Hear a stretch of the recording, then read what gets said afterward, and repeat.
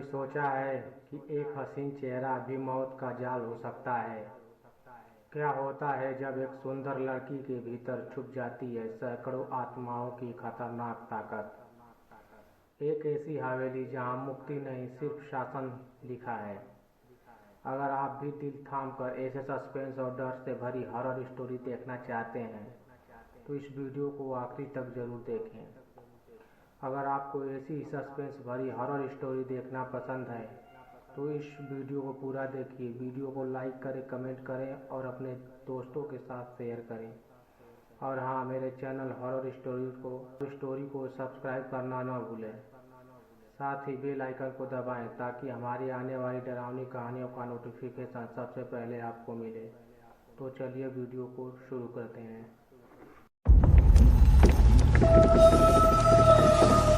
अलीशा के होश में आने के बाद कपूर परिवार ने राहत की सांस ली थी। सबको लगा था कि नैना की आत्मा अब हमेशा के लिए मुक्त हो गई है। हवेली में फिर से रौनक आने लगी। लेकिन डरावनी कहानियों का सच अक्सर वहीं खत्म नहीं होता जहां हम सोचते हैं। एक रात जब हवेली के सभी लोग गहरी नींद में थे, अलीशा की खिड़की अपने आप खुल गई। ठंडी हवाएं कमरे में भर गईं। अलीशा की आंखें फिर सफ़ेद हो गईं, लेकिन इस बार उसके चेहरे पर एक अजीब सी खतरनाक मुस्कान थी। सुबह जब मिसेज कपूर उठी तो देखी कि हवेली के दीवार पर खून से लिखा था, मुक्ति नहीं, अब शासन। अलीशा अब पहले जैसी नहीं रही थी। उसके हाव भाव बदल गए थे। वह परिवार से अजीब अजीब बातें करती, जैसे तुम सब मेरे मेहमान हो हमेशा के लिए।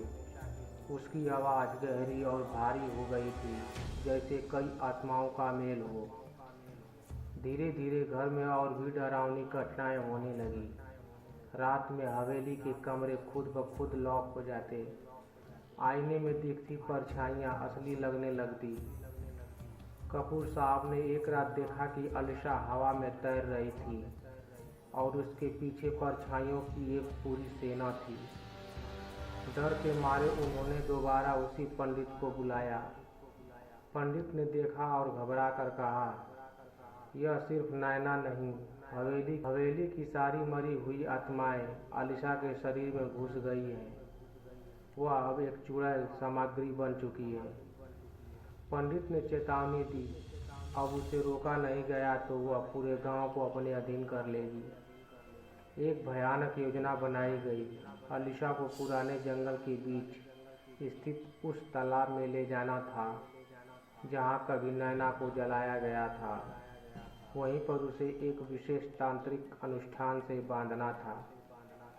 अलीशा को धोखे से हवेली से बाहर निकाला गया, लेकिन जैसे ही वह तालाब के पास पहुंची, उसने अपनी असली शक्ति दिखाई। चारों ओर तेज हवाएं चली, जमीन फटने लगी, पेड़ पौधे सड़ने लगे।